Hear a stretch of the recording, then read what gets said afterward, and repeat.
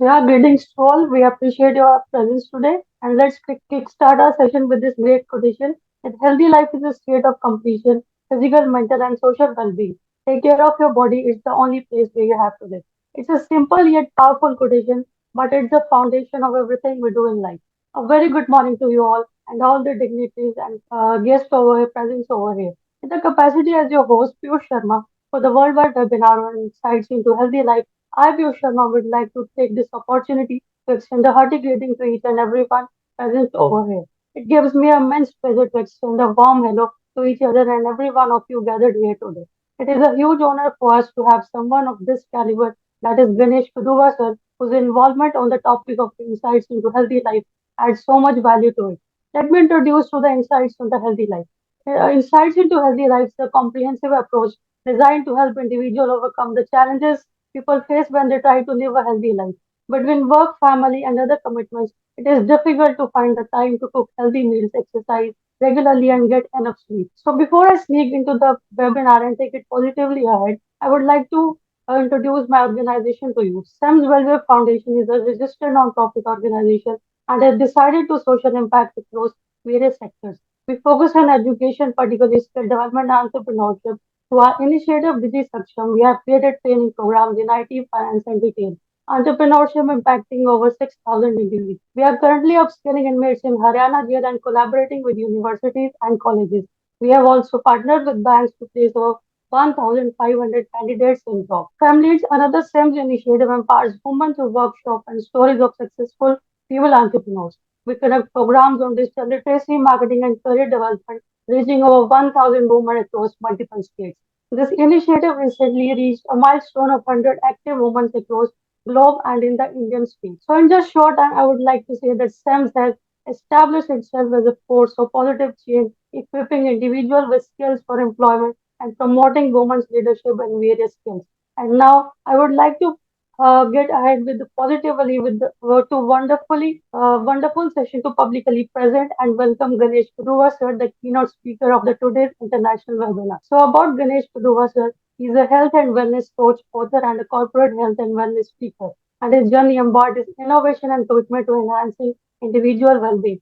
Ganesh Kuduva sir combines diverse expertise with motivational speaking to drive positively lifestyle changes and innovative health practices. After working in the IT industry for 23 plus years, he has embarked into health and wellness coaching as a full-time profession and transforming lives around the globe through his programs. Ganesh Kuduva leads to provide with you knowledge and resources you need to make informed decisions about your health and support you in every step of your life. His mission includes expanding across major Indian cities to empower individuals with personalized health choices aiming to achieve a disease-free world through innovative health solutions. In addition to that, as a motivational speaker, Ganesh Kudwa continues to inspire individuals to adapt healthier lifestyle, emphasizes the importance of personalized nutrition and its transformational potential in achieving optimal health. And let me tell you, he's the author and his book is available on Amazon as well. Thank you so much, Piyush. Am I audible? Yes, sir, you're audible. Okay, great. Yeah. Very good morning, everyone. It's my pleasure to be here talking to all of you on a key topic such as insights into healthy living. I know Piyush spoken enough about me. I don't want to take time talking about myself. Quickly, just to share my history, after working in 23 years in IT information technology, I found my calling. My calling is to serve my vision, which is giving health and wellness to people across the globe in all formats and ways possible. Right now, I have been doing programs, one-on-one programs, global programs. I am writing books, and I'm also creating a lot of content. My key objective is to educate people more through all that I do, actually. And I strongly believe that education is something that opens people up, actually, in going through transformation. So, with that vision, let's get into this session. Okay, looking forward to it. By the end of the session today, what I want to do is have you all understand some of the basics that all of you can work on to earn your health, okay, health and fitness both, so you can live longer, be productive, be energetic, be illness free. You don't have to do 1,000 things. You just have to do three, four things, but do it really well so you can be healthier. Okay, that's my objective of this session. And I'm hoping all of you will walk away with some of the key understanding of how you should work on your health and wellness and fitness as well, and go back and work on them. Okay, that's my objective for the session today. So, objective. What does healthy living mean? We'll understand quickly. What does healthy living mean? What does World Health Organization say about it? Yeah, and we will go a deep dive into three pillars of healthy living: exercising and fitness, diet and nutrition, lifestyle changes. So these three are the major things that anyone has to work on if you want to earn health. Okay, and then we will review quickly key takeaways, and I would request everyone to hold your questions until the end of the session. I will be giving just 10 minutes towards the end of the session where you can ask questions. Okay, I'll be glad to answer all of them. With that, we'll go into the session. So the first question: what does healthy living mean? If I were to ask all of you, what does healthy living mean? Just in one word, what would it be? How would you say it? Can you type in the chat window so all of us can see it? Just anything that comes to your mind, like what does it mean for you when we say healthy living? Anyone? Quickly. Amazing. Superb answer. The person who is physically and mentally fit. Very good. Anything else? A way of living that lowers the risk of being seriously ill or dying early. Awesome. Great. Excellent. We'll move on. Yeah. So let's look at what does healthy living mean. It's a very high level umbrella term because many people come from different parts of the life, age, priorities, lifestyle, professions, and healthy living may mean different things to different people. Okay, we look at some of them. Okay, what does it mean? Yeah? At a very high level, many people might say, getting quality sleep. Some people might say, I want to sleep really well. No, I'm not getting good sleep. Can be one way they say healthy living. Yeah? Some people might say, I want to have the ability to move and lift weight as and when I want to. Yeah. I want to be happy. Being happy is also part of healthy living. When you're really healthy, you'll be happy eventually, right? Automatically. And have good energy levels throughout the day, how productive you are, right? How stress free you are. So likewise, we can go on to adding so many things in healthy living, right? So what does the World Health Organization say? It says a healthy lifestyle is a way of living that lowers the risk of being seriously ill or dying early. So if you can achieve these two, you are actually good. You are achieving your health. That's what it means. Okay. With this basic understanding, we'll dive on to the major topics of this session. Okay. Three pillars: exercising, fitness, diet and nutrition, lifestyle aspect. So one thing I want to call out before I go on to the session is details is see most of the people in the globe today, they are working on things to earn health or fitness. But what's happening is this I'm realizing through my own programs as well. That I help people individually across the globe. This learning is coming for me as well. That people are working on one thing and leaving others in the air actually. For example, people are spending so much time with exercises and fitness activities, but they are very, very poor in eating and lifestyle habits. Many people, most people in the world, I would say actually. And some people, they want to fix their only eating habits, diet and nutrition, okay? And don't want to do exercises because they feel like I get tired of the exercise. This is the mindset people have actually. So my point of view is that I want to say is only when you do these three really, really well, you can achieve the best of the health actually. Okay. While you can achieve some of the health through one or more pillars of this, but only when you work on all the three, you will achieve the best of the health. Okay, I just want to set that context. Moving on, pillar one, exercising and fitness. So in this topic, what we will cover is some of these: demystify health and fitness. So people are confusing about what is health, what is fitness. How they define it. If I ask somebody what is health, what is fitness, people are struggling actually. So I will help clarify this area. How do you measure health versus measure fitness? We'll learn this as well. What is fitness? We'll understand the technical components of fitness. And how does body fat cause all the illnesses that people are having today? Diabetes, hypertension, any issues you call out, it will be because they have more fat in the body or more body weight. And how do you burn those fats? How do you work out in the right heart rate zone to burn the fat? Is another topic we'll cover. And one use case I will share about what does health mean versus what does fitness mean through my own use case. Okay. Question time. Everyone ready? So doing a 5-minute plank is an indication of health, fitness, or if you don't know, you can say I don't know. Can some of them answer? Some of you answer quickly. Fitness, very good. Anyone else? A and B, good. Okay, we'll move on. Yeah. See, doing a 5-minute plank is an indication of it's actually fitness. Okay. So at the first step, it is fitness actually. Just a step back, right? Anything you do will eventually give you health. Okay. You want to be healthy. You want to live longer, that's the objective, be illness free. But you can do so many things in that umbrella, right? To achieve health, you can do so many things. So doing a plank is actually a physical activity. Physical activity, it pertains to more of fitness. But eventually, if you do plank really well, maybe longer, you know, how long you do, right? So fitness never has a boundary. It keeps going actually. But achieving health is not that complex. Let's say if you can do 2 minutes long, you are healthy. So versus some people may compete in doing a longer long, right? That goes into more of a fitness domain actually. Okay, I hope that clarifies. So it answer is fitness. Okay. Second question: your total cholesterol level is high. Okay, total cholesterol level is high. Is that an indication of poor health, poor fitness, or I don't know? Can you just answer? Poor health. A, very good. Poor health. Very good. Good to see all these answers. Yes, it is an indication of poor health actually, right? Why? Because you whatever activities you do, physical activities, it eventually leads to good health actually. So your cholesterol level. So we will go into deep dive into how do you measure your health versus how do you measure your fitness. In those slides, you'll understand why cholesterol level is a poor indication of poor health versus poor fitness. Okay, the answer is poor health. Okay, let's move on. So let's demystify health versus fitness. Okay, yeah. So someone being fit doesn't mean they are healthy. Okay, so there are people that I know of, right, or you also might know of, who will, let's say, run 5 kilometers, 10 kilometers, a marathon. And if people you might have seen who run a marathon and die, collapse and die in the marathon event or post the event, so what does this indicate? This indicates that earning fitness alone is not enough. You should have an eye on health as well. As you earn fitness, it's very, very important to understand how do you earn health as well. Okay. So being fit doesn't always guarantee that you are healthy as well. So make sure you do health fitness activities in such a way you earn health as well. Okay. Health is a much longer umbrella and fitness is a smaller component of it. I hope by now you understand this aspect, right? Fitness is specific to physical capacity to perform activities. So whatever you do physically is more of a fitness. Okay. Physical fitness. Ways to earn health and fitness. So both can be earned in structured way based on the goal. That's what I'm bringing to my programs, right? Not only me, there are many health and wellness coaches across the globe today. So they will be able to help you with how do you structure your training in such a way you earn health versus you earn fitness, right? You can do both in a structured way.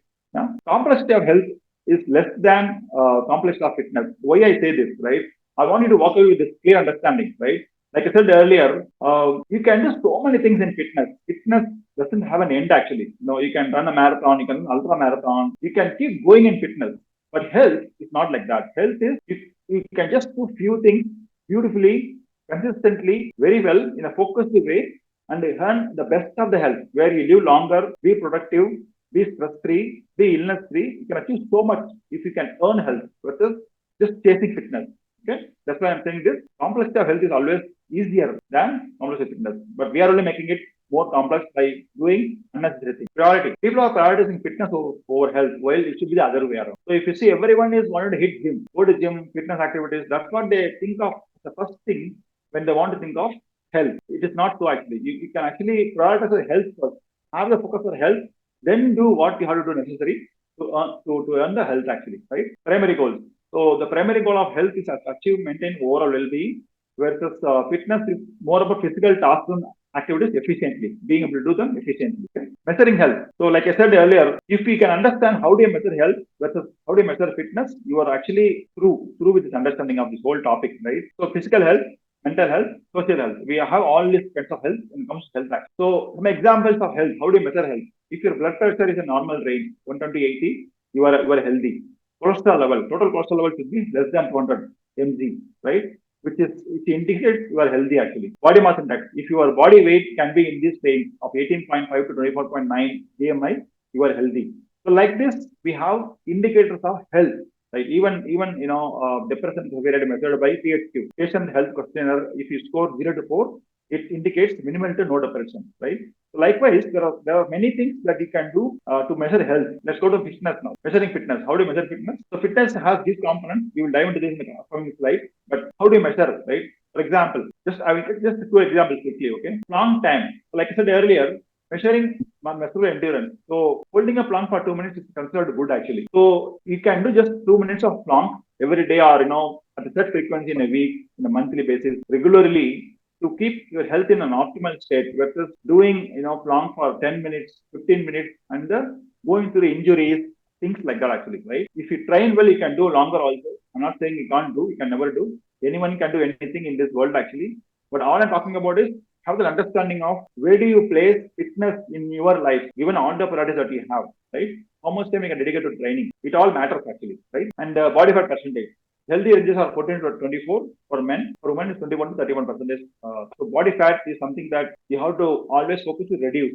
Right? If you keep in this range, you are healthy. If you go outside, your body fat is higher and it causes all the health issues. What is fitness? So quickly, I'll run through this. Physical fitness is a state of health and well-being. It's a state, right?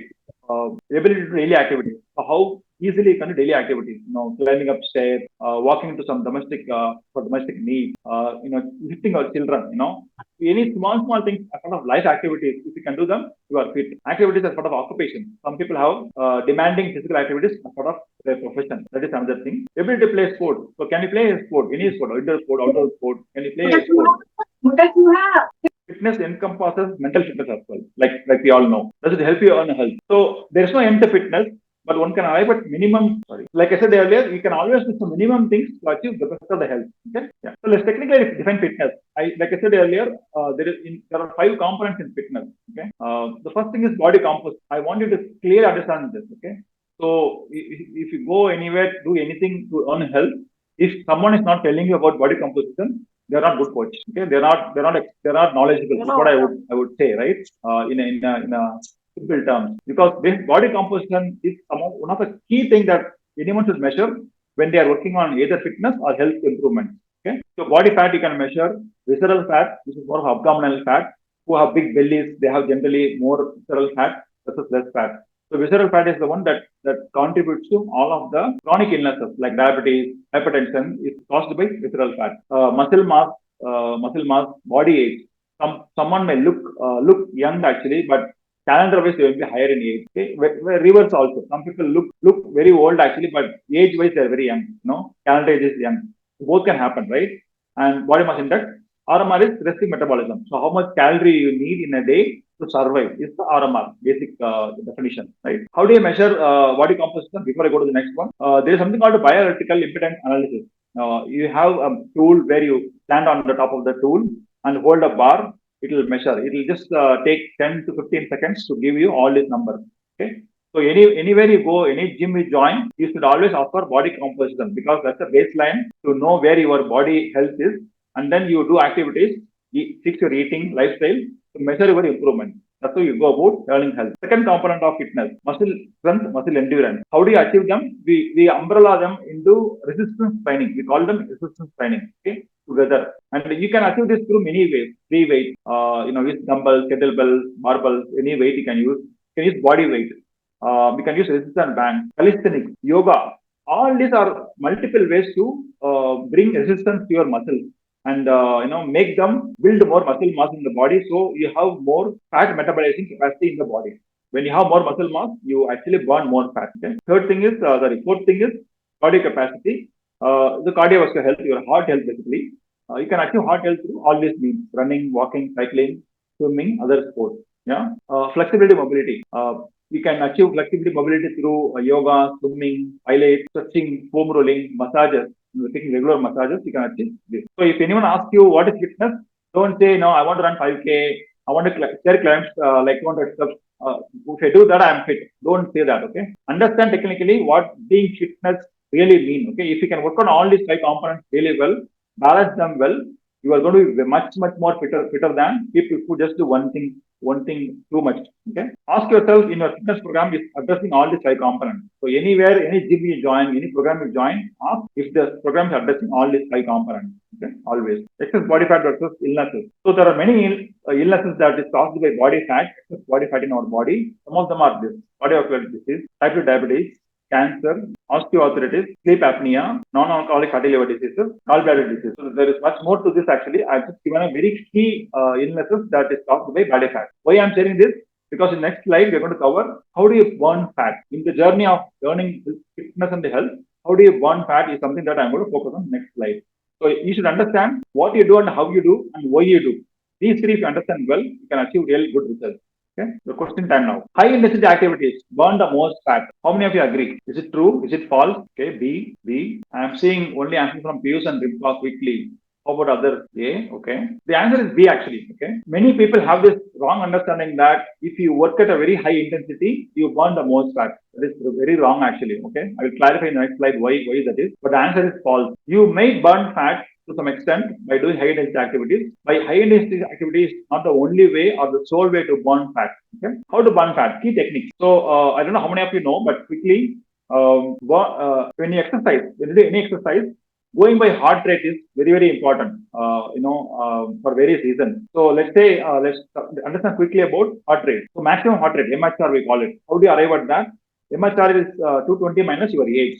Let's say your age is 40. 220 minus age is 180. So 180 is the maximum heart rate that you can achieve when you do any exercise. If you do some heavy intensity activity where your heart rate goes below 180, you are in danger actually. Your heart might collapse working actually. Okay, that's the reason you should always keep an eye on your heart rate. So we have something called zone 1, 2, 3, 4, 5. Zone 1 is 50 to 60% of maximum heart rate, that is 90 to 108. If you are 40 in age, your zone 1 heart rate range is 90 to 108. So actually any activity, if you can keep in that heart rate, you are zone 1. Likewise we have heart rate zones here, right? So looking at how to burn fat the most, steady cardio burns the most fat. So steady cardio, when I say, you can do cycling, running, jogging, brisk walk. All this comes under walking. I mean cardio activity. If you can keep it at zone 2, you will burn the most fat. Okay. How long you should do this? In a day, you can do 45 minutes to 1 hour. How many days in a week? 2 to 3 days per week is good enough. Okay. Second thing, resistance training. You can go to a gym for this, or you can do at home itself. It's up to you, right? You can choose to do this any way you want, but take guidance. Duration is 45 minutes to 1 hour. Frequency again 2 days, 2 to 3 days per week. So you might ask me, if I do only walking, am I good to burn the most fat? I would say no, because doing only cardio is not good. You should complement cardio with resistance training. If you do both only, you will achieve the best of the results. If you do only cardio, you might lose your muscle mass in the body. To understand how it is in the future slides. Okay. HIIT also you can do because it burns more fat, more calorie basically. The calorie from body might come from fat, carbohydrate sources, and muscle sources like protein sources. So all these sources can be any, but HIIT if you do, it has the EPOC effect, excess post-excess oxygen consumption effect, which means basically your calorie burning ability is higher if you do HIIT. But HIIT is also brings a lot of cons. Many people get injured if you do HIIT very often. You get injured also, right? So you have to be careful that you do workouts in such a way you don't get injured. Actually, you can do sustainable workouts for a long time to come. So you can do once in 2 weeks, more than enough.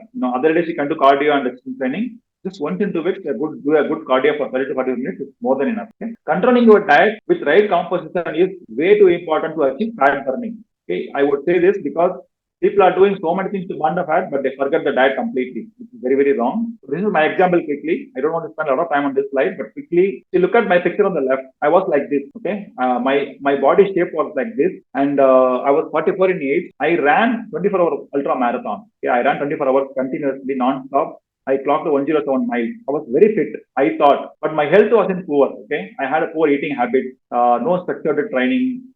I this screen, I don't know how keep coming. Yeah. So no balance between resistance training and running mileages. So I was running more actually. I was running more and more cardio, which was causing muscle loss. Muscle loss led to more body fat in the system. That's why I'm looking like this. So today, after 5 years, if you see, I have learned so much in my health journey, my personal health journey, and I do clean eating, structured training. I do run and strength training in such a balanced way that I achieve best of the health. Right. I have more muscle mass, less body fat in the body. I do a half marathon in 154 now at the age of 49.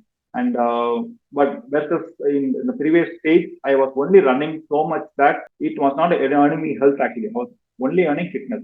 Okay. I hope this helps to serve some purpose. Diet and nutrition.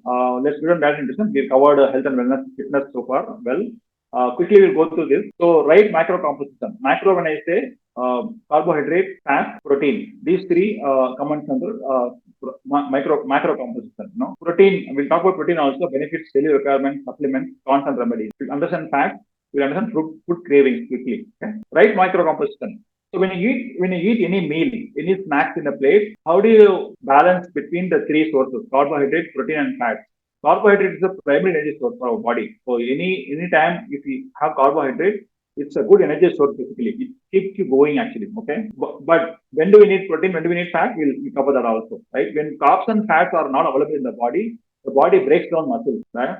So that's the reason we say we do resistance training, eat good amount of protein, so you build muscle mass. So despite whatever activities you do, your muscle mass is in place.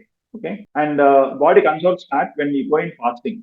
So when you go too much fasting, your body starts to conserve fat because it thinks there is no food available, so I have to conserve fat. So that's why I say in weight loss programs and all, don't focus too much on fasting. Okay, in percentage wise, 40 to 60% is carbohydrate you can eat in a meal. Protein 10 to 35%. So the range is very high, 10 to 35%, because based on your activity levels, exercise levels, all the many factors, you can vary in this. Okay, fat is again 20 to 35% fat you can have. I have some examples here. You can take a look at it.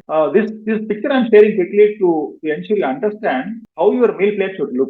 When you eat a meal, I know in India we our primary food is carbohydrate. We eat rice more, or roti more, chawal more, grains more actually. But my point of view is that if you want to eat really healthy for long years to come, many years to come, eat like this. So, for example, first plate, if you see a bit of rice, okay, a bit of protein, okay, through pulses, and then vegetables.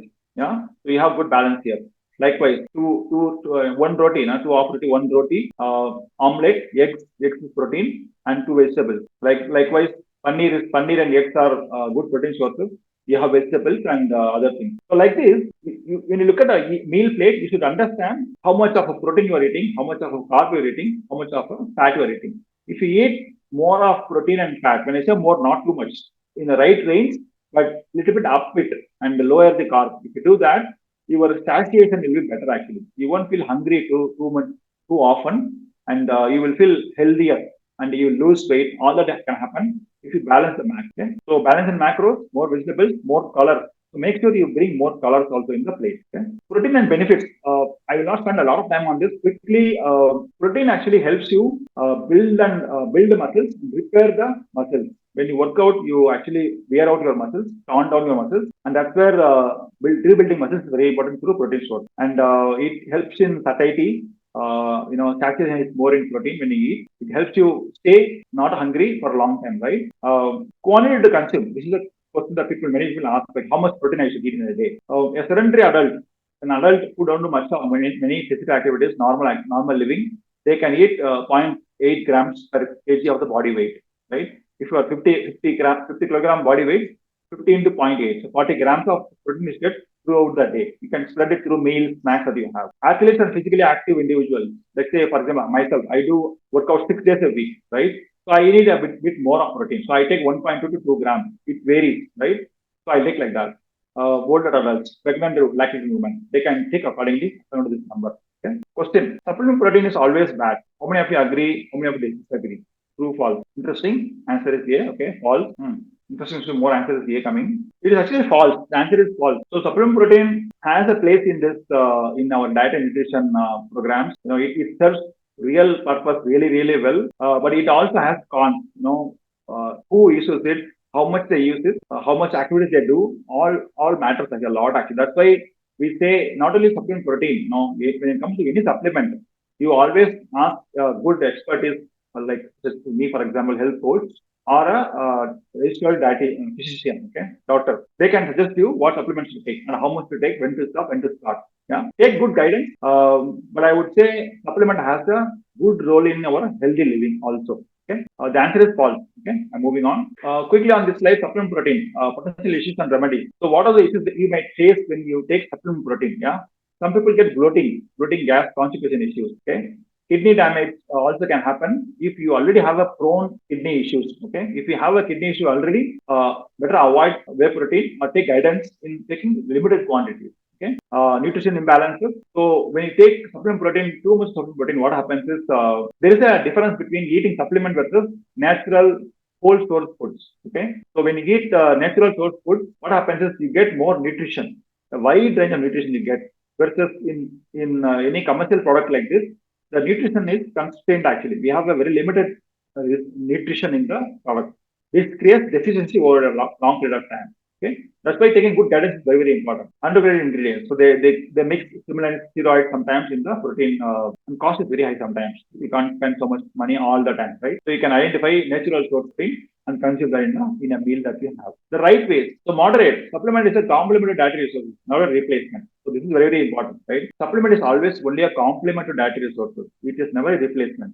So don't replace your full meal with a supplement options. There are many products like Herbalife today, Amway, Herbalife, people selling a lot of products. They say, eat this drink, you are good enough. You don't have to eat anything else. But I can't buy the drink all the time throughout my life to drink, right? So, so you should actually look at supplement as a complement to your diet, not as a replacement. Hydration, if you hydrate really well when you take more protein or right amount of protein, it helps in digestion well and avoids any kidney issues. Yeah, kidney stone issues, for example. Use protein products. So check ingredients and buy good products. You will understand it when you start using it. Okay, over a period of time, you'll understand. You'll use different products and be able to understand which product suits your health. Actually, no bloating issues, no digestion issues, no other issues you are facing. Means your body is adapted to that usage of the protein actually. Okay, and move on. Fats quickly. There are different types of fats. Quickly, three types of fats are there. Saturated fat, unsaturated fat, trans fat. Daily allowance, 20 to 30% of your calories should come from fat. Yeah, and how it should come, very, very important. Saturated fat should be less than 10%. Trans fat should be less than 1%. Okay, calories. Unsaturated fat should be more in your food actually. Okay. So unsaturated fat comes from MUFA and PUFA. Monounsaturated fats, MUFA. PUFA is polyunsaturated fats. When you have more unsaturated fat in your food, it means your inflammation levels will be down in the body. Body will not have inflammation, which means you will recover faster from activities. You will not feel fatigue more. All those benefits are there from unsaturated fat. Okay, remember this. Fat is not always bad, but we need to keep it under control. Yeah, positive role of food craving. What I will do is I will actually spend a question on this food craving. I will cover a couple of slides, then quickly go on to lifestyle because we don't have a lot of time now. Food cravings is more of a habit, science, and both. What's the answer? See, yes, yeah. Food craving is more of a both actually. It's habit and science. So many people think they want to control their food craving through habits and willpower. It can work only to some extent because it is science also. How your body functions, how your body's hunger works. If you understand that well, you can actually address food cravings very easily than just going by willpower. Okay, don't do that. Where do you get food cravings? Yes, food cravings is strong desire to eat particular type of food. This desire can seem uncontrollable, and the person's hunger may not be satisfied until they begin to get food. That is craving. Okay? So, what food comes to you? Comes to you in your mind when you say food craving, right? Look at this: ice cream, French fries, donuts, cakes, right? These things like mixture, all these chat items, right? And deep fried potato fries, potato chips. If you look at all these foods, the key quality is we have something called HFSS: high fat, high sweet, high salt. When you eat any food, if that food has one of these properties: high fat, high sugar, high salt. If they have this property, better avoid that food because it's going to cause you craving in the body. Why? Because these foods will digest very fast. Blood glucose will spike up very soon. Whenever you repeat these kinds of foods, your body's nature to store more fat in the body will be more actually, and you become more addicted to craving foods like these over time actually. Okay, so just look at the food label, look at the food types, avoid this kind of foods. Okay, I'm going to rush through this quickly. Sorry about that. Okay, yeah, I can answer this question also probably. Fasting is always good. This is true, false. I don't know. Yeah, good. So it's actually answer is false. So fasting is always good. It's not right actually. Okay. So fasting has a place in the world. Okay, for various reasons, spiritual reasons, health reasons, many reasons. People do intermittent fasting. There is a lot of debate around who should do, who should not do. Right. Again, take guidance. I can guide people. I am guiding my customers, my clients, and people also through my content creation that I do. See, fasting is actually is good, but only when you complement it with other things in the right way.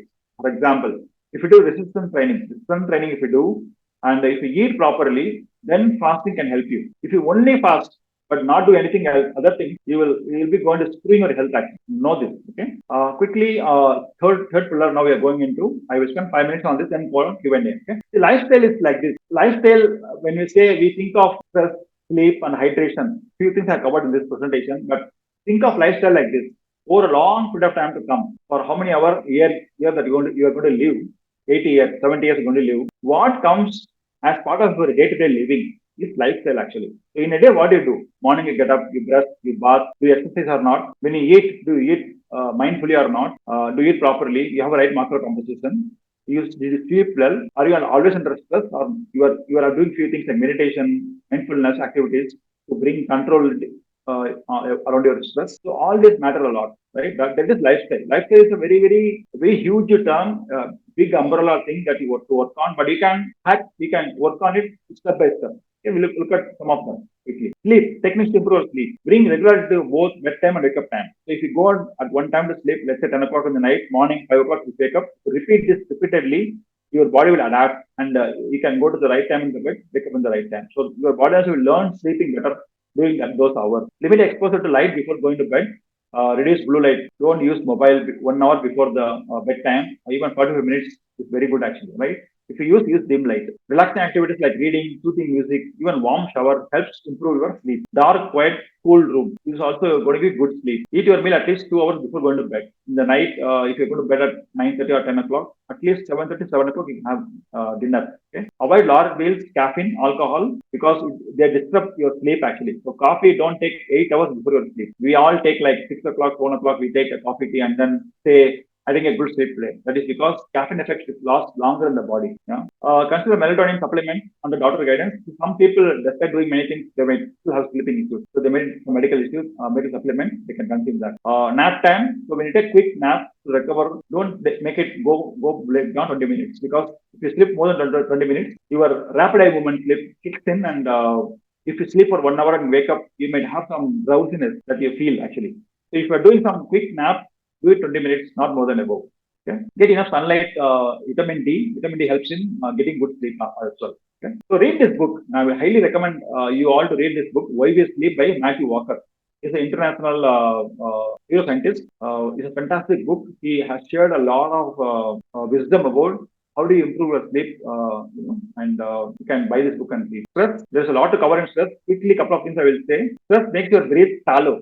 When you are under stress, you don't breathe deeper actually, and you supply poor oxygen to your body, and your fatigue sets in. Yeah, stress affects your heart rate. It acts to resting heart rate. When you are continuously under stress, the probability of getting hypertension, you becoming hypertension is very high actually.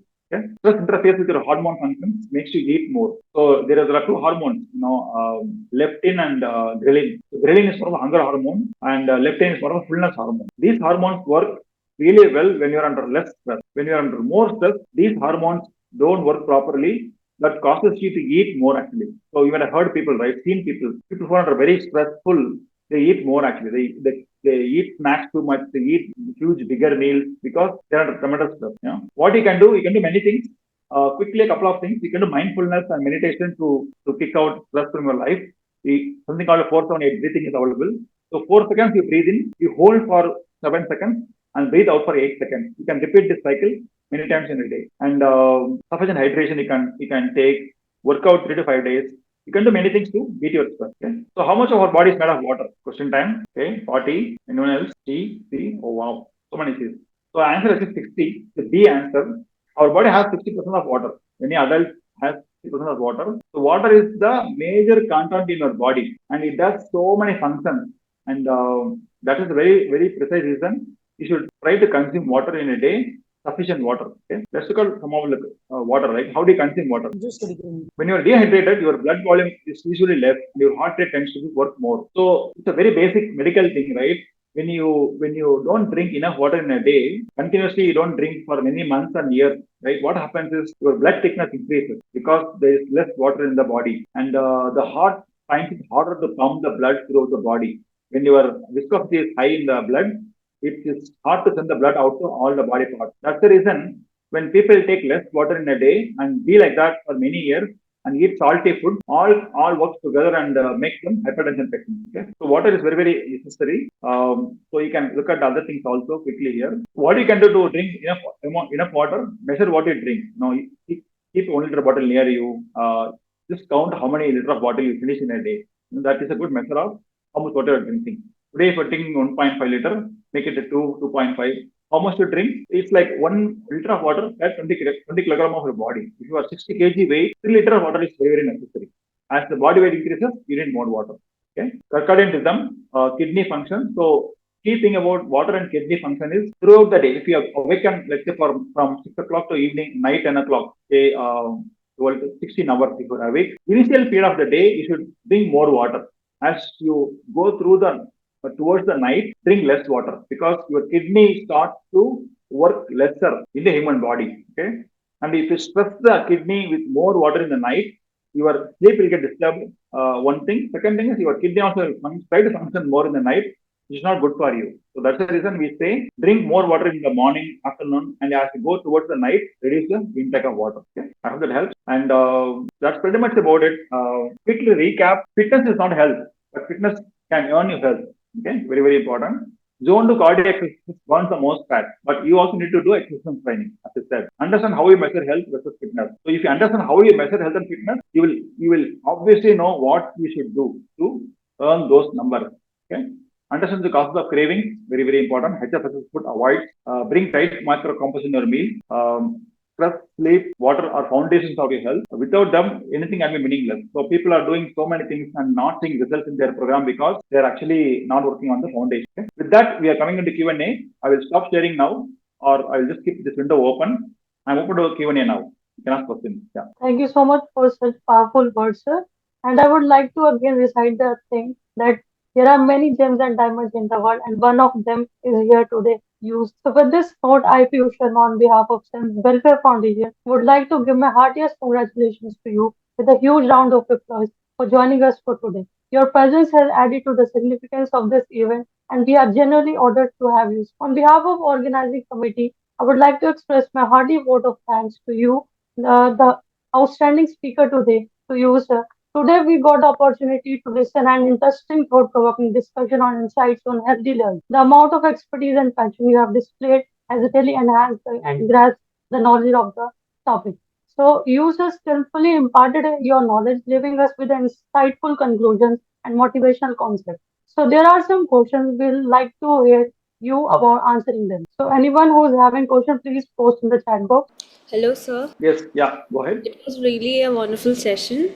So I have one question. So how much percentage of sugar can a person should consume each day, or should a person deduct the sugar totally? Like, Yeah. Good question. See, the answer depends on what your body condition is currently and how healthy you are. So, what I said earlier, if your body is overweight, if you are overweight or obese, for example, avoid sugar. I would say when I say avoid sugar, you can completely avoid sugar actually until you become healthy. Okay, you come out of being overweight or obese, bring the body weight to right range.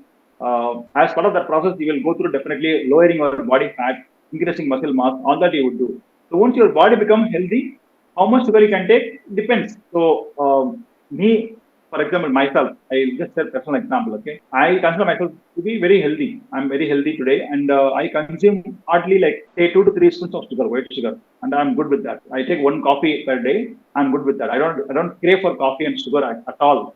But I just take it. So if your body is healthy, you can take a minimum amount of sugar. You will be healthy. That's what I so would say. instead of sugar, we can consume jaggery. It will be good, right? See, I will tell you a couple of things about sugar and jaggery, right? Both has sugar property. Okay, so people, if you over consume jaggery, you might do harm for you as good as white sugar. Okay, so remember Okay. this. Both are similar in nature. The good thing about jaggery is jaggery has more nutrients versus compared to white sugar. White sugar is highly processed item versus jaggery is less processed and it has more nutrition. Okay, that doesn't mean you consume jaggery in a high quantity. Compared to white sugar, you can consume jaggery. That is right, but don't consume high amount of jaggery also. That's my answer. Okay, sir. Thank you. Yeah, yeah, So thank you so much for answering the question, sir. Our next question is from Khushi Rai, and she is asking how to keep cholesterol level maintained. yeah. See, cholesterol level. How do you keep in control? You can do with many things. Like I always go back to my basics. Right, three things. You do exercise. You do exercise when I say do both cardio and resistance training. These two you must do. Okay. So when I say resistance training, people run away actually because they think it is lifting heavy weights and all that. It is not so actually. It is very simple activities you can do to create resistance in the muscle. Okay, and that in turn burns both fat and cholesterol levels. It brings down cholesterol level actually, right? This is one way. Second way is through your diet. How much of control you have on your diet is also very important. Like I said, the fat, focus more on fat. Okay, uh, eat more of unsaturated fat. Okay, compared to saturated and trans fat. Avoid all this ice cream, anything that adds trans fat to your body system. Avoid all of them. Even carbohydrate, for example, don't eat too much of carbohydrate because end of the day, how much calorie your body burns is a matter of how healthy your body is. When your body is not healthy, eating more carbohydrates is a bad act. They also add to increasing your cholesterol level actually. Okay, fat as well, both. So I would say do a few things like this: do exercise regimen properly, bring right composition in the food that you eat, eat more of a unsaturated fat versus other fat. Okay, if you do these basic things, it will be good. And a couple of things I will say is it's a very hack thing. Eat oats. Eat once a week meal you can eat to reduce cholesterol levels in the body. Eat walnuts every day morning. Eat walnuts and eat more. Drink more of black tea. Green tea or black tea if you can have. They all help to address cholesterol levels to an extent, great extent. Yeah, So I have another question. yeah. So what are the healthy breakfasts you can suggest for a student? Sorry, could you repeat? What are the healthy breakfasts you can suggest for a student which would be affordable? Yeah, sure, sure. See, healthy breakfast, there are a lot of options available. So, what I'll say quick example. So, you can eat millets, millet-based breakfast you can have. For example, there are there are a lot of millets available. So, you can use any millets or mix of millets and make dosa or idli out of them. So, in general, we make idli dosa out of rice flour and some little bit of pulse. But you can, if you go to millet, they have more fiber, more satiation property versus normal rice actually. So you can have food items made of millets is one option. Likewise, you can have many things. Like for example, you can have one full egg, right, and have 4 to 5 white eggs. You can have along with this have one idli. Normal idli also you can have actually. You can have normal idli along with that one full egg and 3 to 4 white eggs you can have. This will bring a good composition of protein and carb in your meal, and it will keep you satiated until the lunchtime actually. Second thing. Third So thing is is yeah. so isn't it good to have oats, milk, and nuts, granola? Yes. So you can have nuts. Yeah, oats alone you can have in as a meal actually. When I talk about nuts, you can have nuts and dry fruit as a smoothie also you can have.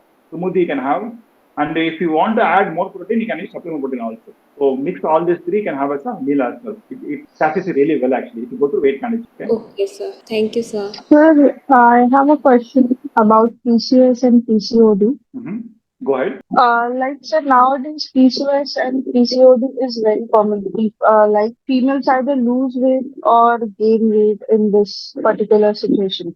So, what is the healthy options that we can maintain the? Yeah, so I'll be very frank, okay? I'm not an expert in solving PCOD, PCOS disease currently. I'm grooming my expert in that area actually, to be very honest and transparent. But I will add this actually, right? I have seen many of my customers who had all these issues and they didn't do anything specific to solve this problem. When they fixed the basic problems in their lifestyle, they could see that their period time, menstruation cycle, be it anything related to PCOD, PCOS, improved a lot actually. Like for example, when they started having a regular exercise regimen, right?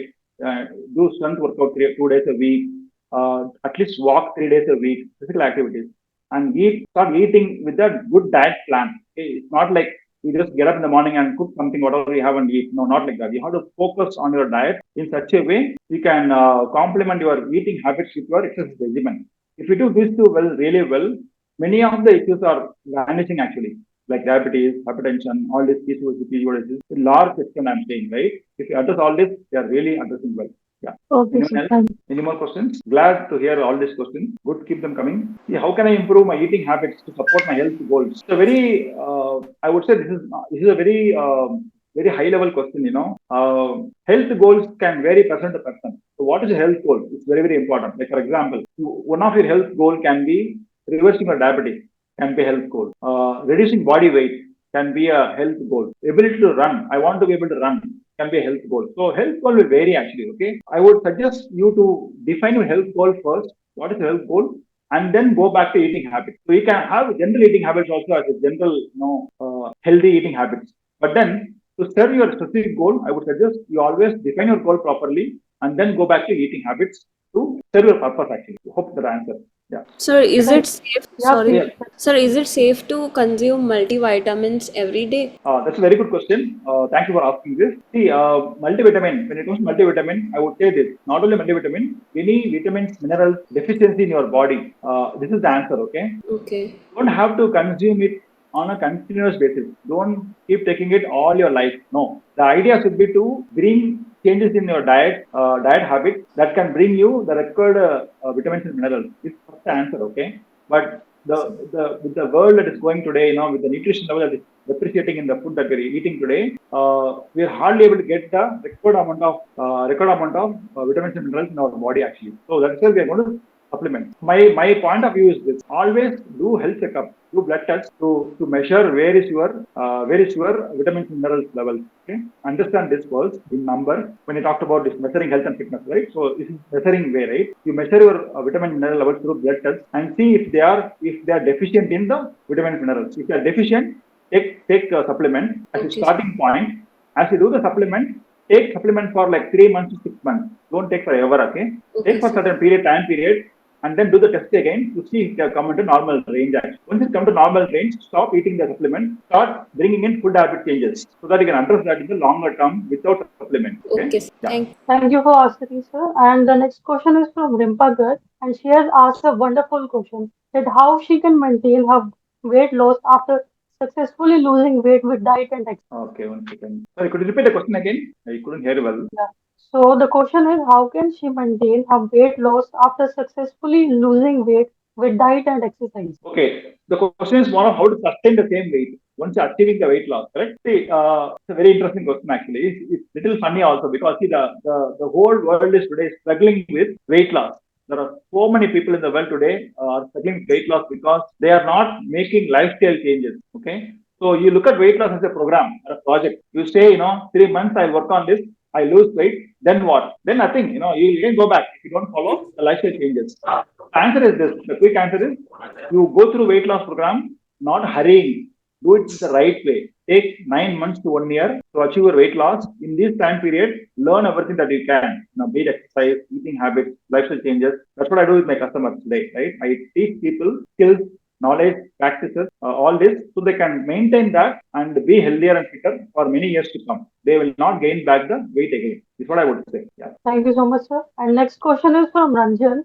He is asking what are some nutritious, affordable food options for students on a budget? As you know, as the money student have, it is always less. So he is asking the same question about this thing. Okay.